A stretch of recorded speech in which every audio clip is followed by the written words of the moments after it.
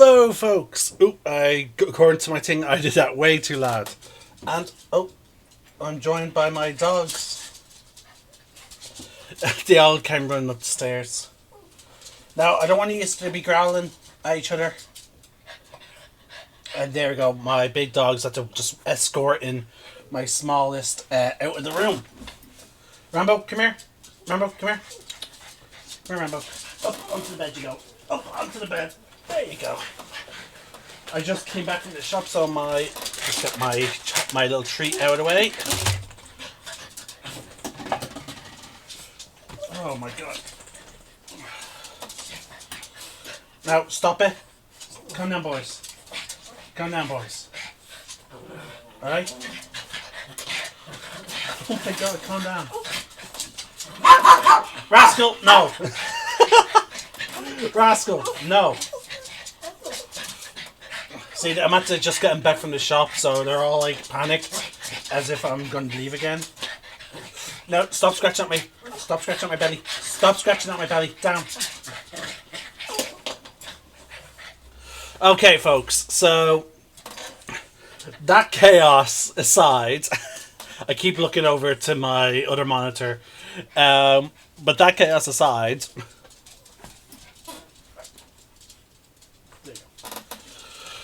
just wanted to get Rascal up onto the bed because that way he'll be a lot safer from my big dog, Pop, who tends to get very territorial and to the point where they fight and whatnot.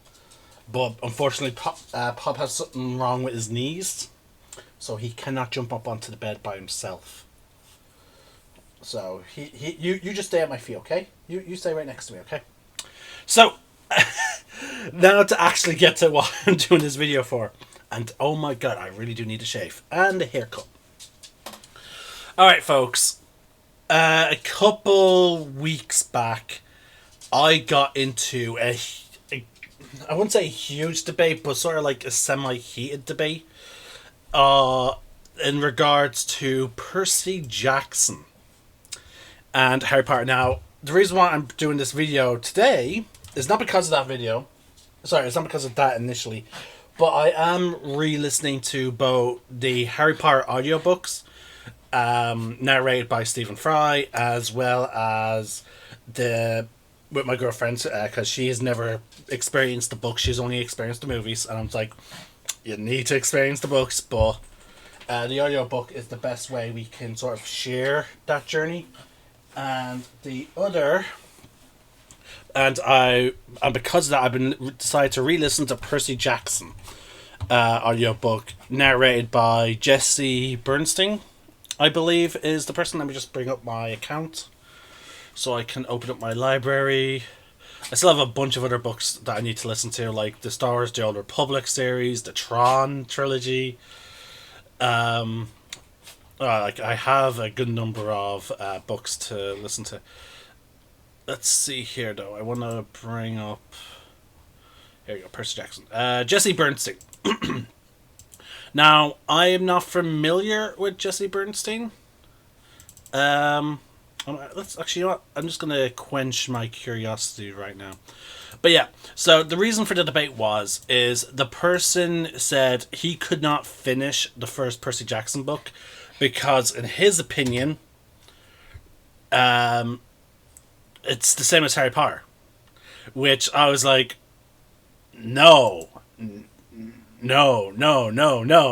is not. So I was just like, I was just like 1,000 times no. But let's see, Jesse Bernstein. Let's see, do I know him from anything? That's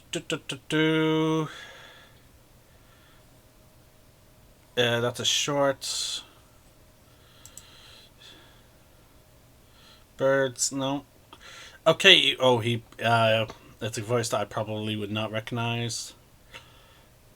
He was apparently Danny in Criminal Minds. I don't know about who Danny is. So, I'm sorry to click that without completely. Danny, see episode. Danny. Oh, it was the episode Birthright. Okay, now I remember that one. What else was he in? Sorry, folks. This would have bothered me for a while until I learn more. Okay, that was it. So he's not a well-known, but he does a great job at narrating the Percy Jackson books. Anyway, okay, so the person said Percy Jackson was basically just Harry Potter. And I was like, there are similarities, but no. Okay, I'm going to acknowledge the similarities, obviously, because that it would be unfair to completely just say he's completely wrong. No, there are areas where he is correct. I don't know when Percy Jackson was first released. Let's see. Let's look up the first Percy Jackson book. Percy Jackson.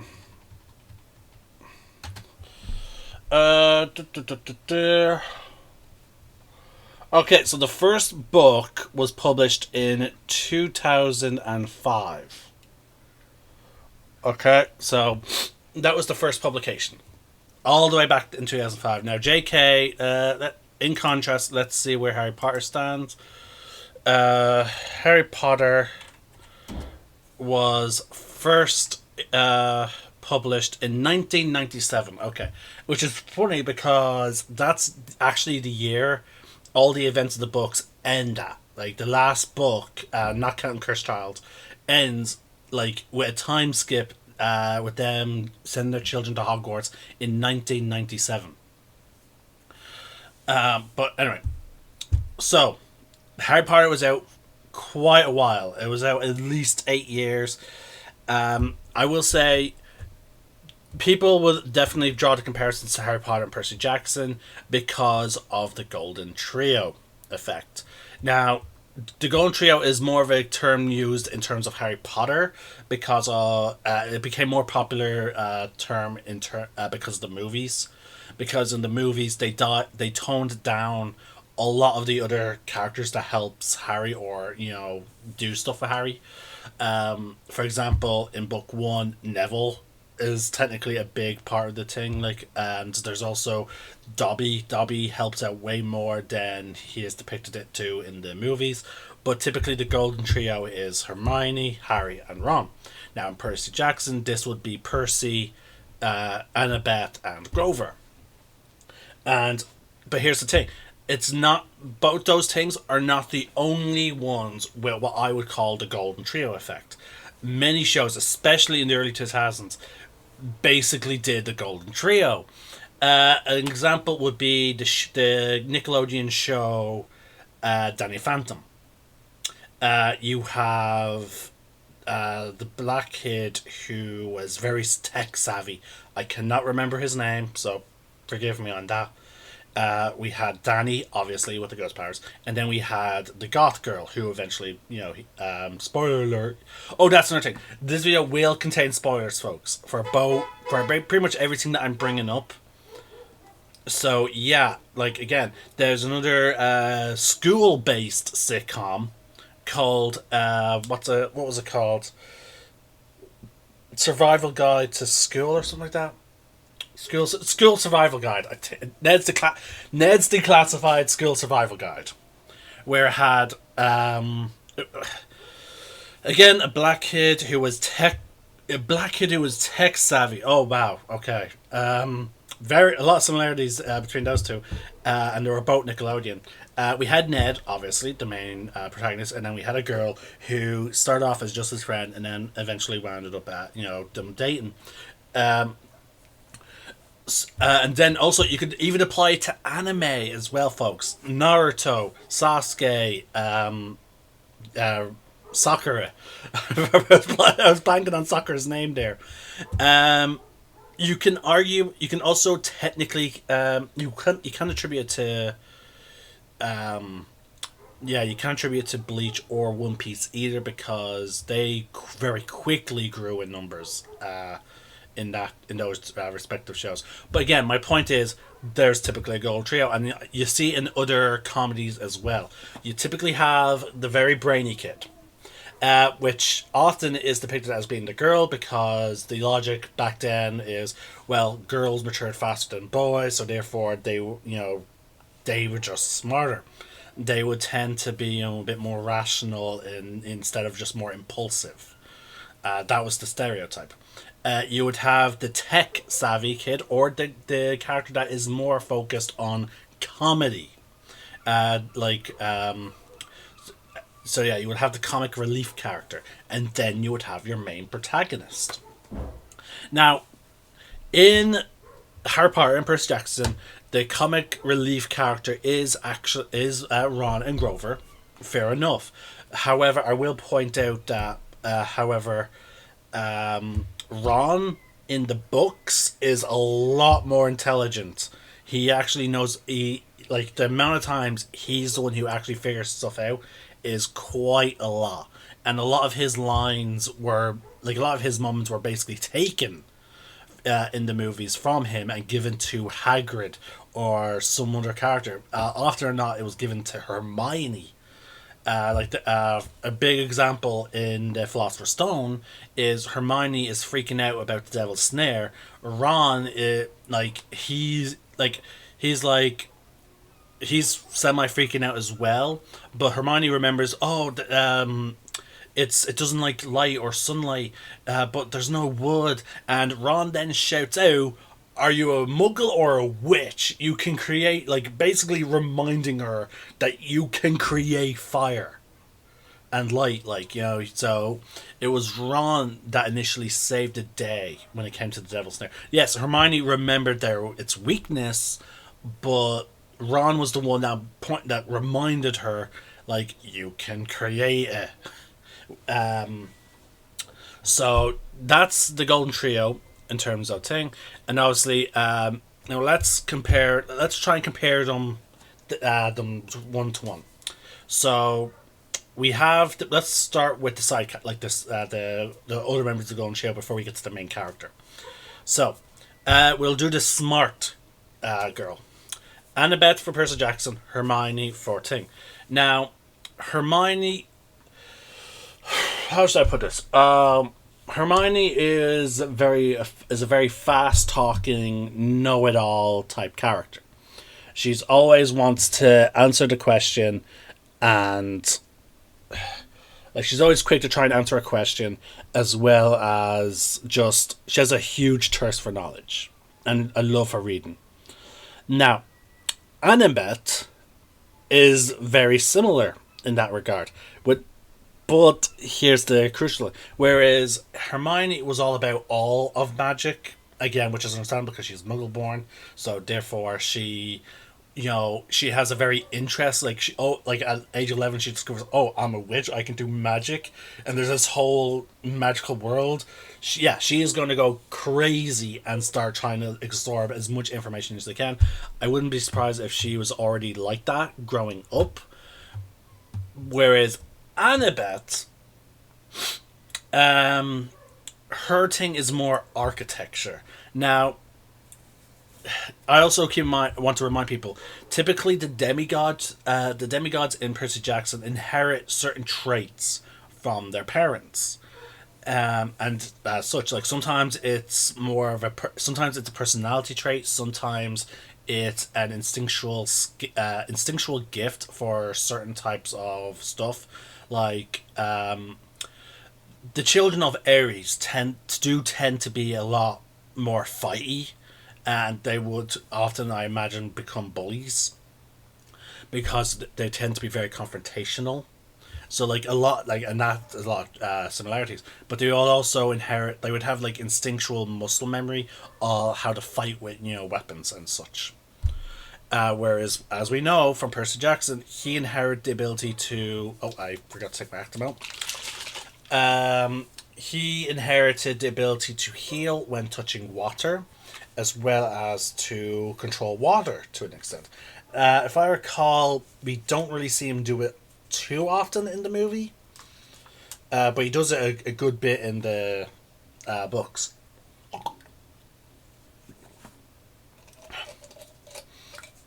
Look at if it's very small amount. I can literally just quickly down it. So, um, so yeah, so they do inherit some traits. So Annabeth does inherit some combat information, and because she found out she was a half blood so early, she does have a lot more knowledge and skill compared to some other gods. Particularly more so than Percy, who found out when he was 12. And okay, that's another similarity is the age in which the character, like the Golden Trio, typically start their adventure. But in my opinion, that's where the similarities with Annabeth and Hermione sort of stop. It's like, yeah, they're both the smart kid, but like, whereas Hermione is more like is obviously more book smart, Annabeth is more book smart when it comes to very specific things. For example, architecture, and she only the only time we really see her nerd out is when it comes to architecture, as opposed to Hermione, who typically just nerds out. Now on to the comedic character. Both are like, as a trope with comedic characters, they tend to also have pretty large appetites. Both Ron and Grover share that. Um, Grover obviously being the satyr, so whereas the Golden Trio in Harry Potter, they were all pretty much the same. Now, don't get me wrong. Each of them has their own affinity for certain types of stuff and the like. But they were all wizarding kind, to use the typical term. Whereas Grover is not a demigod. He is a regular satyr. There's nothing special about him. He's just a satyr. But he does help out quite a bit. So don't get me wrong. So typically, see, it's a combination of other characters as well, but sometimes on their adventures, Grover is the one that educates Percy on the mythology of, or like, well, Greek mythology, and in some cases it's Annabeth, and sometimes it's other characters that give Percy, like, hey, this is that person or that creature is such and such. They're known for such and such. Um, Ron is sort of similar in that regard. A lot of the information about the wizarding world we actually get from Ron. Which only makes sense because he's the only pure wizard out of the Harry Potter Golden Trio. So he's the main source of information that wizards would like. He's always the person like, oh no, this is the way it is, and all of that. They both have very big appetites. There's loads of scenes in the books about Ron just stuffing his face or being more focused on food. For example, the main thing he was looking forward to going to Hogsmeade was to get inside Honeyduke's, which is a sweet shop. Grover just loves to eat. Now, mind you, Grover is satyr. To remind people, satyrs are half goat. Grover is vegetarian, except for enchiladas, which I find a bit odd because all the enchiladas I know have meat in them. So I'm just I do find it curious, but I'm pretty sure in the Percy Jackson books it mentions that he is a vegetarian. But yeah, as a satyr, he does have certain affinities. He can talk to animals, all that, and there we go. Now to our main character. Now, here's some similarities between Harry and Percy. Both can talk to animals. However, in Percy's case, it's less special. Pretty much anyone who has a connection to the sea can talk to any aquatic life. Percy can, however, there is one land animal that Percy can talk to that others can't. Oh, and one sky creature that Percy can talk to that others can't. Percy can talk to horses, and by extension, Pegasi, Hippocampus. So, which I find interesting. That in Greek mythology, you have a horse for pretty much sea, land, and sky. Percy can talk to them because his father created them. and typically they obey him because they recognize, they can sense that there's a bit of Poseidon in Percy, so they tend to call Percy my lord or my liege. Like they tend to obey him out of respect. They're not forced to. They can, like, we have seen cases where they're just like, no, I don't want to go there. Like you're like Black. I believe Percy had to bribe the horse Blackjack to do something that he did not want to do because he didn't like it. Whereas with snakes, with the exception of Nagini, which I believe is more due to the fact that she was not a true snake in a sense, Harry could arguably potentially control. We know it's more of a definite control Harry has over snakes because of the scene with Chamber of Secrets where Harry could tell that that snake was not going. He can instinctually tell that that snake would not attack any student after he told it to stop. How so? Okay, so both of them do have like a connection to a specific animal. However, with Percy Jackson, it's all sea life, not just horses. So yeah, that's where that similarity ends. Harry has a natural affinity in terms of natural affinity of skills. Harry has a natural affinity for flying. In terms of as a wizard, his grades are not terrible, but they're not great. The only subject I would say he ever really shined at was defense against the dark arts, but that is only but typically that was only due to he has to or he's going to die. We unfortunately we like how should I put it? His not he's not shown to be overly better than anyone. Like he even points out himself the sheer volume of help he gets. He it's pretty much instead of mastering a bunch of different spells, he actually focused on really on one spell, Expelliarmus, and that's all he really ever used. There was occasional moments where he used Stupefy and whatnot, and again, keep in mind he did like the DA was ongoing for quite a while before they eventually did get caught. And so they were practicing quite a bit. Lupin was not afraid to teach the students, and then even Barty Crouch. Keep in mind that we do not get every class, but Harry did have 2 years where he did get like suitable education, and those teachers did take a particular interest in Harry.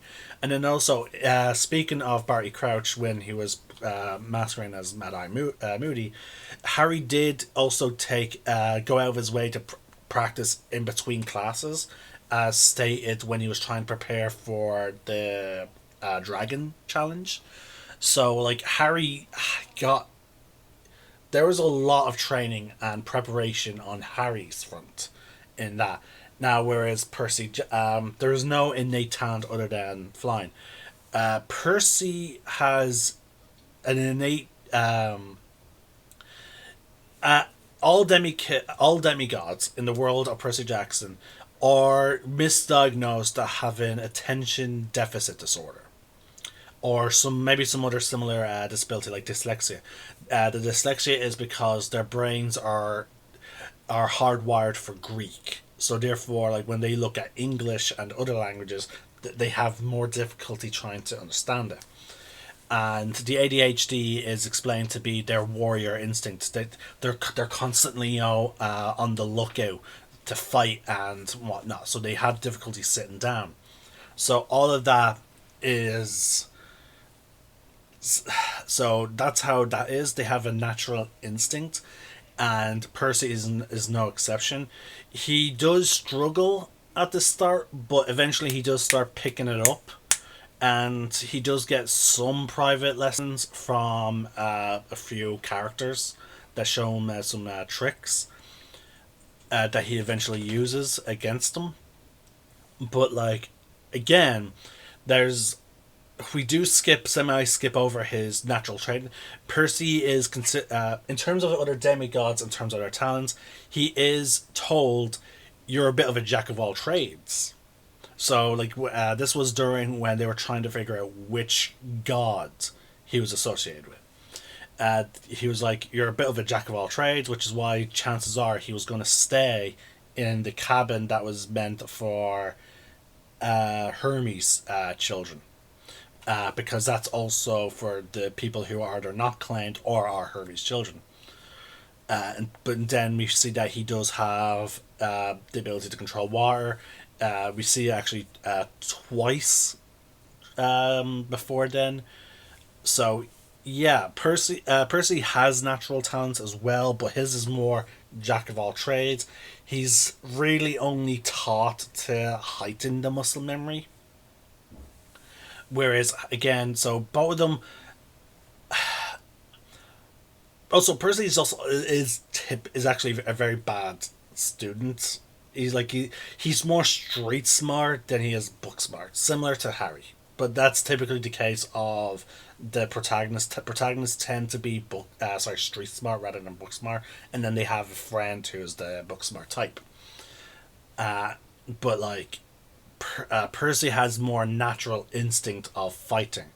We see that very early on in the books when he takes out like for example, he's fast enough to, without proper training, he's fast enough to avoid the Fury, and then when the Minotaur attacks, he's fast enough to dodge the Minotaur. Now, in all fairness, his mother also is fast enough to dodge the Minotaur, but he also has the natural inclination of fighting it, and he actually does manage to rip off a part of its horn and then use the horn to kill it.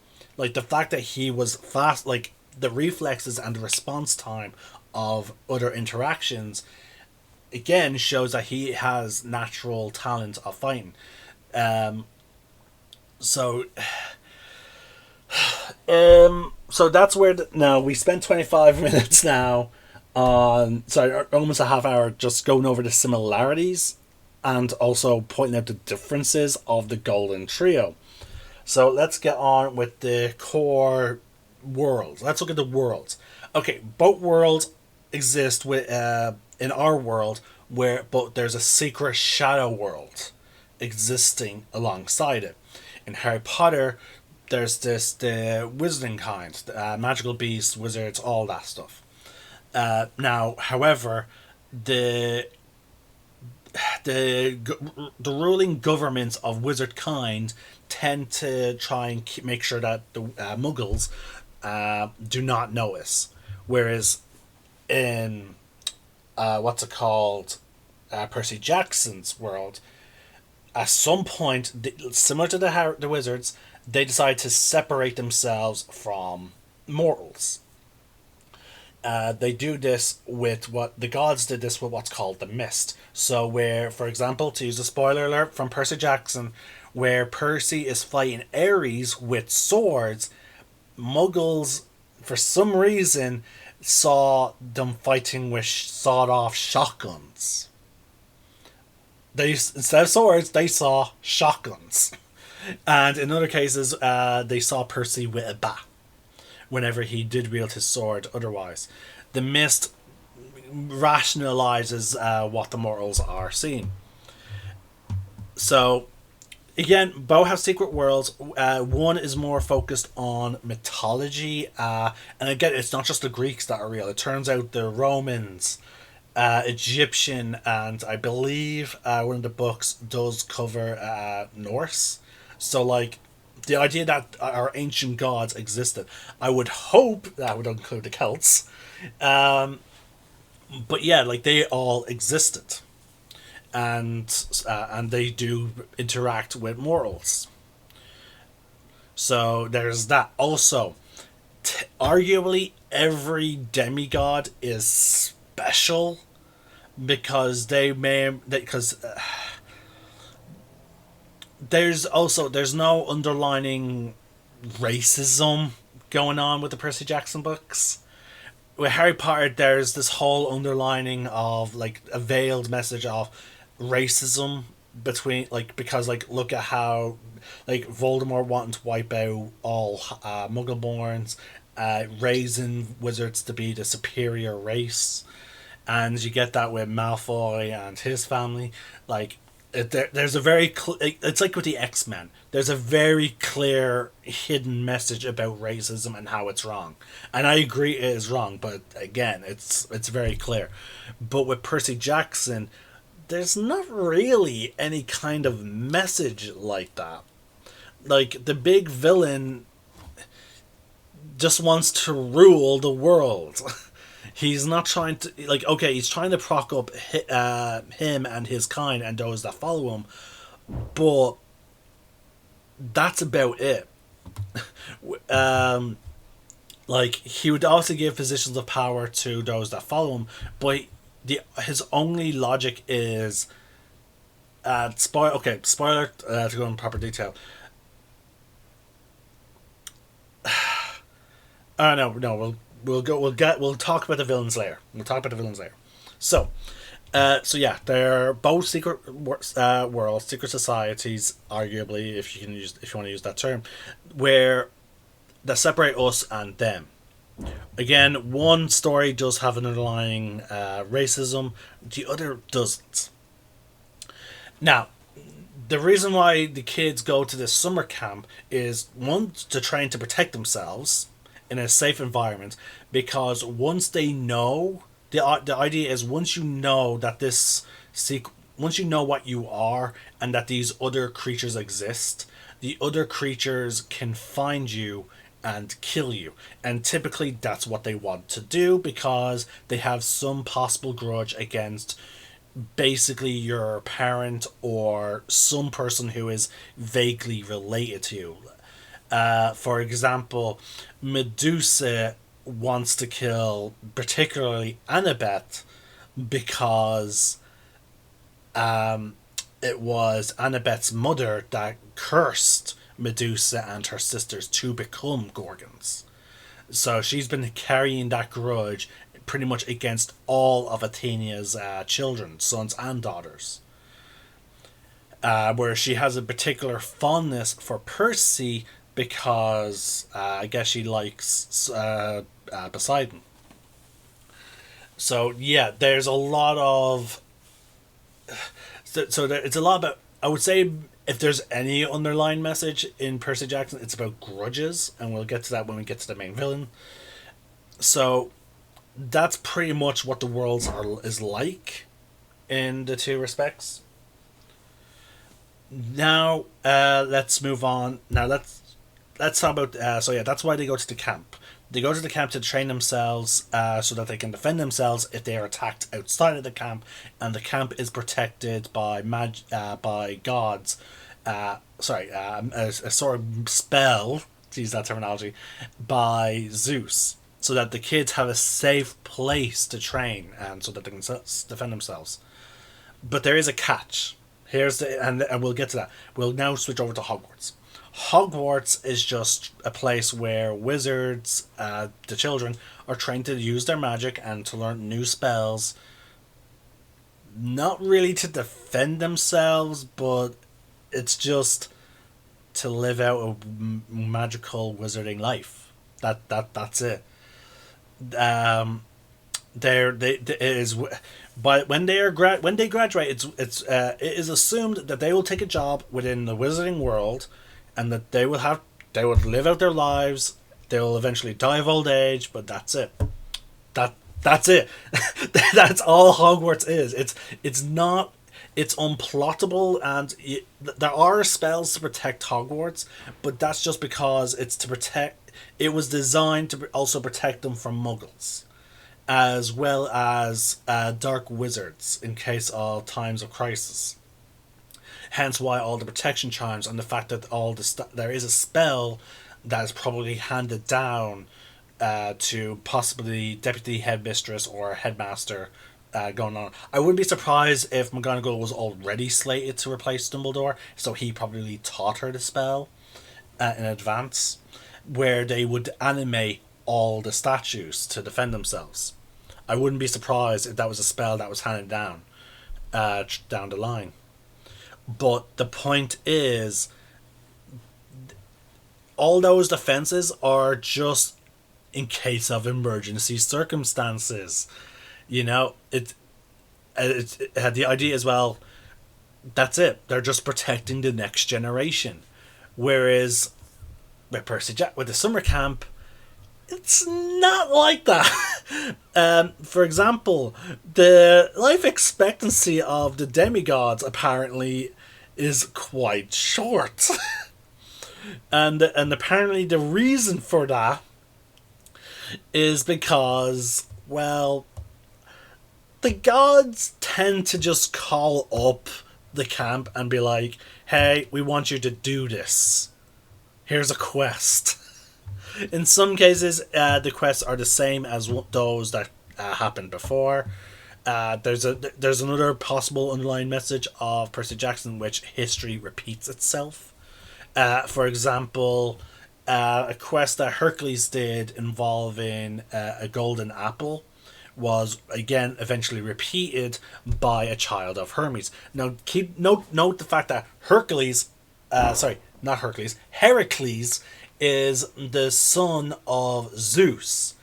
The person who then repeats the quest eventually, after several centuries or thousands of years, is the child of Hermes. So, like, it's not even like the same god that's requesting this quest. It's just, any of them can request it, and then they're just like, who wants to take up this quest? So, like, the camp actively, and the gods, their parents, are actively putting their children in danger. And in fact, that quest, to get that the essential repeating of the quest and him nearly dying is what eventually turns that particular child of Hermes against the gods, because it's like they don't care about us. And yet they don't care about us, and they're asking us to basically do things that past children have already done. We're not even creating our own story. We're retelling other people's stories. So yeah, very big difference in terms of atmosphere and intent of the school of their education. Also, one is only for about at most 3 months. The other is, well, an actual proper education system from 11 to 17. Actually, no, 18, I believe it is. Because you do come of age at 17, but you can still be in school for an extra year. So presumably they will be still in school even after they come of age. But again, the point is very different attempts there. One is to more focus on keeping the children safe. The other is just like, well, you're in danger of being killed by countless monsters that may have a grudge against you for something that you have absolutely no control over. So we'll teach you how to fight. Oh, and by the way, we're going to send you all. Not only are we going to teach you how to defend yourself when you're not here, but we're going to also ask you to do dangerous missions for us. So, right there, we're starting to get to the very different tones of the stories. Now, let's move on to the villains. Okay? Because ultimately, what makes a good story is a good hero, yes, but it's also the villain. So, in Harry Potter's corner, we have Voldemort. A racist. There's nothing to or from about it. He is a racist. He hates Muggles because of what his father did. Now, there is no chance for him to be good, which is pretty evident from when we see his flashbacks as him as a kid in the orphanage. He was already manipulating and torturing children with magic. Like, it's been already clear, and he was already claiming trophies at that. Now, the explanation for this is because he was conceived while his father was under the effects of a love potion. So therefore he has no capability of love. Also, that's another message of Harry Potter, is that love is extremely powerful. It is like the most powerful magic it is. And again, the idea in my mind is, because of the online message, is that we need to love rather than hate. Which is a bit ironic, apparently, given some of the... I never actually saw the tweets that JK herself put out, but like apparently they were bad. I don't know what the tweets are. Do not go into my comment section going crazy. I have no idea what the tweets are. I know that they were not nice.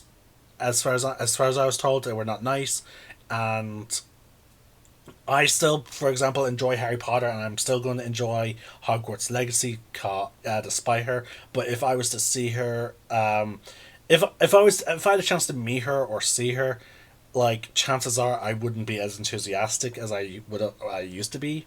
I'll be just pretty much like, thanks for Harry Potter, and then walk away. That's it. That that's it. But so the very online message is, we should love each other, and love is powerful, and it's more powerful than hate. A very good message. You say what you want about JK, but it is a very good message. Love is more powerful than hate. A good classic message, but a good one. So, Voldemort, that's the reason why he's pretty much evil for just being evil. There's no sympathy for his character. Like, okay, yeah, maybe you could be sympathetic because in the end he was destined to be evil because of what his mother did, but that's it. I suppose that's the only type of sympathy you can give for him, is because of that. Now, there are two villains in Percy Jackson, but there is one big head honcho.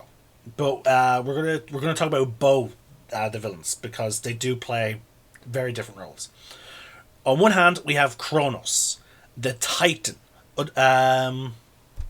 Now, he is pulling the strings quite a bit throughout the rest of the books. However, the one who's doing more of the creative thinking and the legwork is what's his name?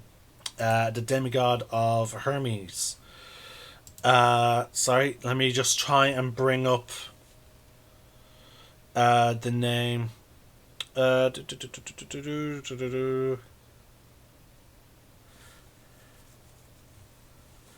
Where is it?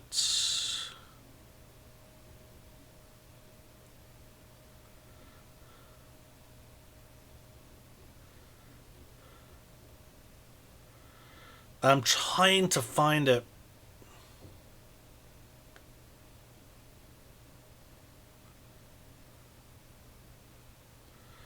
Initiation.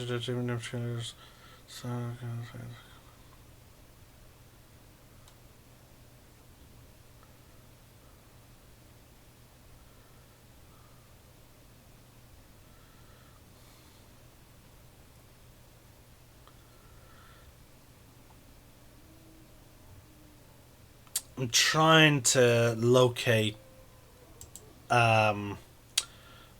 the name of the antagonists that, like, now again, I'm going to keep calling him an antagonist because of, like, again, he does do a lot of the legwork, and okay, sure enough, he does. Oh, there we go. It was Luke. There it is. So Luke Castellan. He's the son of Hermes. He is the Lightning Thief. Again, as I said at the start of this video, there's massive spoilers for all the things I'm talking about. So Luke. Again, we have two antagonists. As I already talked about Voldemort. Luke's disdain for the gods. His whole motivation is now, and this is where now again, keep in mind, he is being manipulated by Kronos, the true antagonist. So keep that in mind, folks. Luke's mentality is, because he was the one that who got badly injured, and he actually got a very nasty scar from the dragon that guards the apples. But here's the thing: he starts growing, and again, this gets nurtured by Kronos. Kronos starts reaching out to him and talking to him. He starts getting the feeling that, you know what? Just like how the gods overthrew the Titans, Kronos being the father of all the gods, maybe it's time for us to overthrow our parents. So he wants to make the demigods, with himself, as their leader, rise up against the gods. Because again, like the, the, the gods don't really do much, except send them out on dangerous missions and whatnot. So that's Luke's mentality, and he starts, with the help of Kronos, he starts, trying to create civil war or discord amongst the gods. Like, he even tricks Ares, which is quite an accomplishment. However, unfortunately, as stated, plans do go awry. One sec, folks. I'm gonna mute my mic and check downstairs on my other dog.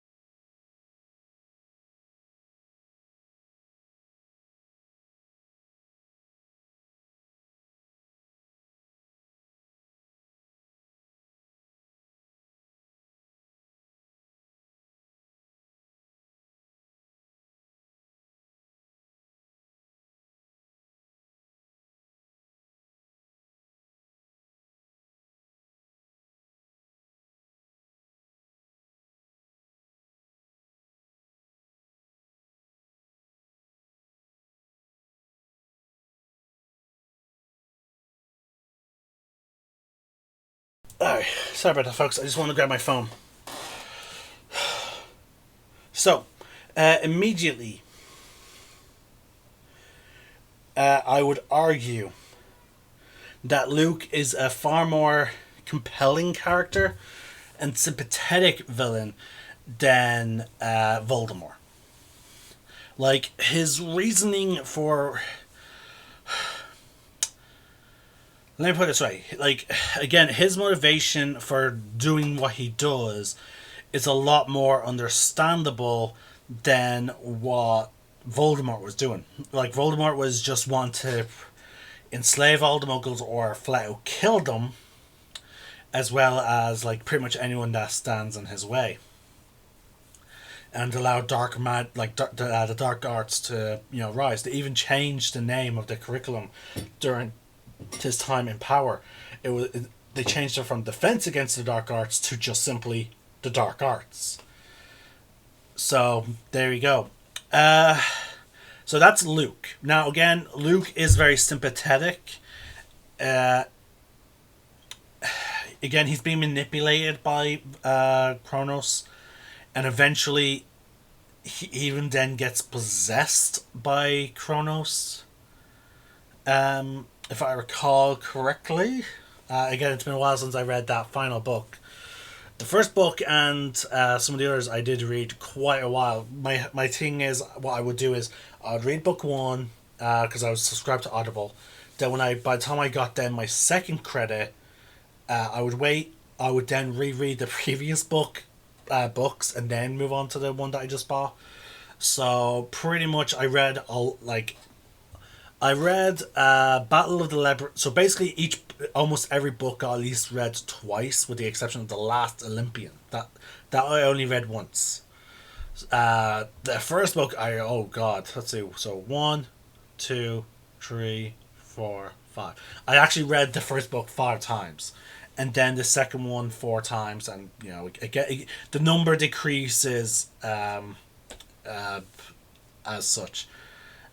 But either way, um, so yeah, Luke does get eventually possessed by Kronos, the ultimate big bad, and then we move on then to Kronos. Now, Kronos, his ambition is simply, well, I want to restore my kingdom. That's it. He wants revenge on Poseidon, Zeus, and Hades, but I imagine particularly Zeus. But yeah, he wants the world back the way it was. He wants to get rid of the mist. He wants mortals to be freely hunted, killed, devoured by any kind of creature that feeds on them. He wants the he just wants to be back on top. He wants his story is, I'm simply trying to restore my empire. And it will probably I don't know how it would have interacted with some of the other gods in the different locations. I know the Greek gods' domain shifted because they shift with Western culture. So as such, we're start off in Greece. It's now America. So arguably, he would now have a bigger domain, I guess. I don't know I haven't read the other books, so I have no idea how it would interact with the Norse gods or the Roman gods. I still don't fully understand the Roman god situation, because I could have swore the Roman gods were just, in normal history, the Roman gods are just renamed Egyptian, sorry, not Egyptian, renamed Greek gods. Like Ares, they call him Mars. And I have a big bit of hair sticking out up here for some reason. Like, what's with that? That's weird. I don't know why it's bothering me, but the way it's just sticking out, my OCD is just like, oh wow. Anyway, so that's Kronos' motivation. Kronos' motivation is quite similar to Voldemort's, but again, the way now both of them, I like how both of them are manipulating things in the background. However, Voldemort only really starts doing that stuff around book 4 and onwards. We have 3 whole books where Voldemort is pretty much not doing anything, because he's just trying to survive until Wormtail, shows up. Because he has no servant. He has no one reliable enough to assist him in doing what he's trying to do, or get his body back. Not well ever since Quirrell went away. Once Quirrell was gone, he did try something actually in book 1, but that failed, and then he was like, okay, well, I'm now even weaker. I just lost my other servant. I'm back to possessing animals. You know? Like, I can't do anything. Whereas Kronos was slowly gaining in power, and then when he sensed that his grandson, Luke, was having such distaste for the gods, he jumped on it. So there we go. So from book 1, Kronos has been manipulating everything. Like hell, there's even that scene that I don't think the scene was covered much in the movie. I've only seen the movie once, but there's a scene in the book where, to get the lightning bolt and to get Percy, because again he wants revenge, to get the lightning bolt to Kronos, the boots were the sneakers that were of Hermes would then basically pull him to Tartarus, and in Tartarus, that's where Kronos was. Kronos will be able to get the lightning bolt, which is a powerful weapon that would then, essentially allow him to break out. And so things would immediately begin happening there. But again, stuff goes wrong. Percy, gets out, and that delays their plans. But again, from the get go, they're like Kronos is manipulating everything. He may not have a body similar to Voldemort, but unlike Voldemort, Kronos is actively in all he's actively pulling strings in all the books. So okay, I said 3 books for Harry Potter with Voldemort, but it's really just 2. Voldemort had no handle in Lucius with his plan with the diary. He had nothing to do with Wormtail, and had nothing to do with Sirius breaking out of prison. He has there again in those 2 books. Voldemort is doing nothing.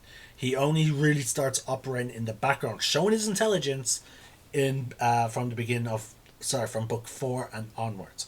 Kronos is showing that he is a good manipulator from book 1. And again, look at how close he was to succeeding. And again, he's focused more on trying to turn his enemies against one another, whereas Voldemort was just simply he just underestimates everyone. Now, did Kronos underestimate others? Yes, he only started underestimating them once his plan was so close to fruition, because of something that he did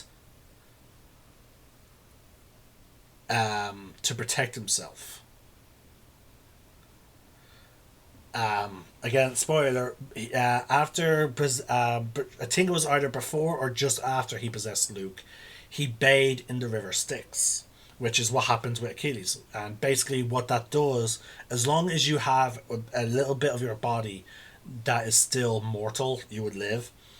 So, Luke gains invulnerability, except he has a weak point. And again, we even have a cool redemption moment where Luke breaks free of of Kronos' control, and he puts an end to him. It's not even Percy that saves the day. It's Luke is just he's so sorry for causing all this destruction and death. He fights the control long enough to stab himself in the vital moment where his invulnerability is not there. So yes, okay, did Kronos underestimate? Because again, Voldemort underestimates everyone. That's why I'm bringing up underestimation, is because Voldemort underestimated everybody.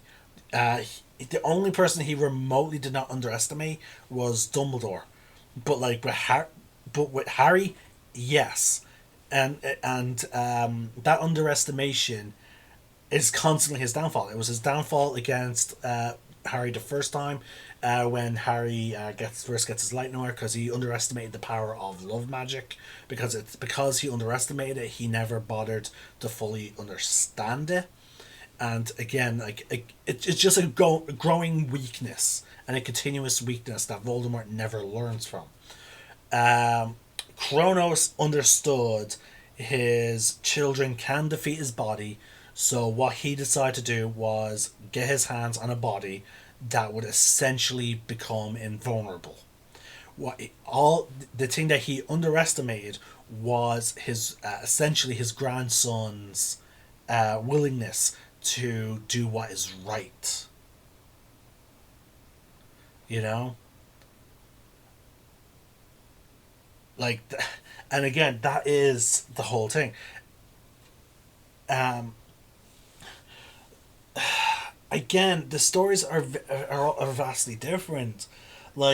For one, okay, yeah, both of them are in both series. A lot of events are happening to the protagonist that's out of his control. They're being forcibly pulled in. Is there a prophecy about both of them? Yes. That like are there like again, as I stated in this video, are there similarities? Yes, there are similarities. But I've also pointed out where their similarities are, there's also vast differences. The whole point of this video is the whole point of this was to point out that yeah, they are similar, but they're also vastly different. The antagonists are vastly different in their motivations. The the educational backdrop is vastly different because I will acknowledge there is an educational backdrop. Oh, and here's another thing: the events of Harry Potter, they always take place at the school. So yeah, the educational backdrop of the Harry Potter is always there. In Percy Jackson, he rarely spends an actual decent amount of his time at the summer camp. He tends to be there only a couple of weeks, and then he has to go out and do something.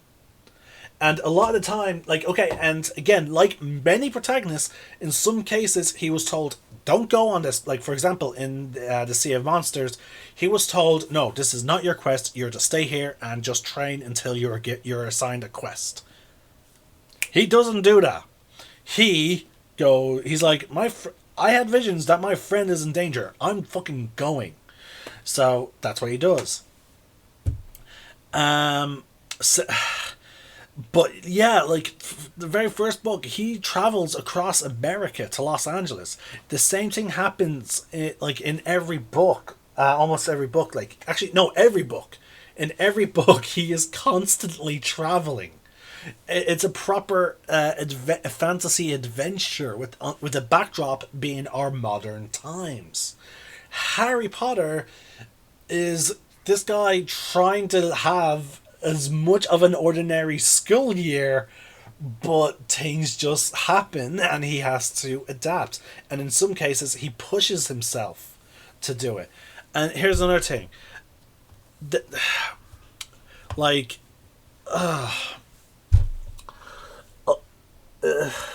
sorry, it's just, they are vast. Like, I just noticed that myself at that moment.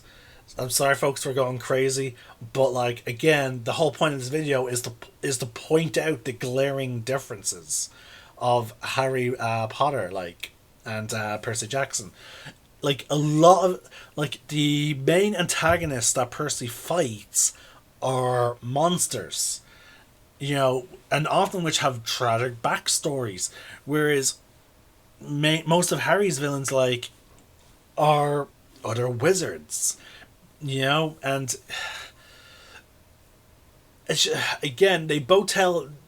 I don't fully see a full message or analogies throughout the Percy Jackson books, but there is very clear one in Harry Potter. So it's just again, they are quite different, which is what, and again, I don't know. It's the reason why when people say, "Oh, they're the same," it bothers me because they're really not. And you're over, in my opinion, you're doing both franchises an injustice by saying they're both the same. Harry Potter is Harry Potter. It stands by itself, and in all fairness, the franchise has grown to be beyond just Harry Potter. I should really be calling it Wizarding World. It has grown into the Fantastic Beasts. It has grown into the Cursed Child. It has grown into Hogwarts Legacy, which apparently has already been greenlit for Hogwarts Legacy 2, which I really hope they will do some DLC for Hogwarts Legacy 1. So, again, that franchise has grown beyond Harry Potter. And in a lot of the cases, the the new the new intellectual properties or creative projects in Harry Potter are not even tied to J.K. She gets, I believe, a small percentage of the money from Fantastic Beasts and Hogwarts Legacy, because they are set within the world she created, which is her intellectual property. But I don't think she's getting as much money from those other sources as she did the Harry Potter movies, because the Harry Potter movies were very much based on her books. So therefore, she got more money out of them because of she gave the film license to. However, I feel like with the games and the new movies, because she did not write them, she has less. She gets less money, basically, because they are completely different intellectual properties. Does she still get money? Yes. Is it as much as she would have gotten from the royalties of Harry Potter? Hell no. Percy Jackson has also grown into a bunch of spin-offs. Like I said, there's Egyptian, Norse, Roman. It has also grown. And again, the backdrop, sorry, I just keep saying the same thing over and over again. They are vastly different. Is there similarities? Yes. But if you're going to say they're similar because... Now again, this is why most people... The main reasons why people say they're Percy Jackson is just Harry Potter is because Golden Trio, replace the school with a summer camp, and the big bad, again, that's it. That's where the similarities are over. Okay, I don't know when. Maybe the guy was inspired by J.K. Rowling, in terms of Harry. Maybe he was inspired, but he clearly changed enough for it to be his own. That's look at the amount of works of fiction that were made on the back of being inspired by Tolkien. Look at that. Tolkien set the groundwork for all this fantasy stuff, in my opinion. So, anyway, I did explain where they are similar. I will acknowledge that. But I hope I pointed out enough of how they are different for people to acknowledge that there may be elements that are similar, but they are Percy Jackson is not a ripoff. That's my main point. Percy Jackson is not a ripoff of Harry Potter. Do I like both franchises? Hell yes. Is there one that I prefer one over? Is there any that I prefer over the other? Yes. If I'm being honest, I do prefer Percy Jackson because I'm more of a Greek mythology fan over just generic magic world. But yeah. Do not get me saying Percy Jackson is my favorite out of the two, as me being biased. I hope that's not how it's coming off, because I really do love Harry Potter. I really do. And again, as I said earlier, I think it's an injustice to say that they're the same. Anyway, this video is over an hour long. I did not intend for this. This is, again, I don't plan my videos, folks. There's no, let me just move my camera down. There's no script in front of me. Let me bring up, yeah, you should be able to see my screen. If I move my camera there, this is me, look, this is the tab that I opened to bring up, Luke's name. That's me looking up the narrator of Percy Jackson. That's the initial link that I looked up trying to find the year that it was published. The same goes for Harry Potter. Like, but underneath, like, you can see that I have no extra additional tabs open. In terms of screen 2, it's just my OBS, which is why I keep looking to it, because there's movements there. I'm looking at it right now. All I see is me and my OBS. I don't have notes. I do all my videos, folks, on the cuff. I was coming back from the shop eating a breakfast roll, and I'm just like, and I'm listening to Percy Jackson. I'm just like, you know what? I'm going to do this video. No, I didn't say out loud. It was more in my head. I'm just like, I'm going to do a Percy Jackson video.